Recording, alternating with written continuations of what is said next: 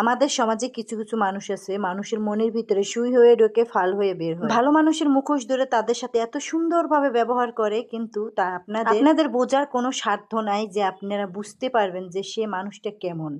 কিন্তু আপনি বুঝবেন তার মতো ভালো মানুষ এই পৃথিবীতে একটাও নেই। তার সাথে যখন কথা বলতে যাবেন আপনি মনে করবেন তার মতো, মানে তার প্রেমে পড়ে যাবেন, তার কথার মায়ায় পড়ে যাবেন। সে কি জানে না কি যে পৃথিবীতে আল্লাহ আর কেউ না দেখলেও আল্লাহ আছে, সেই আল্লাহ পালার ওজন দিয়ে বসে আছে। ভাবতে বড় অবাক লাগে যে এইসব মানুষগুলো কিভাবে এভাবে এরকম পারে।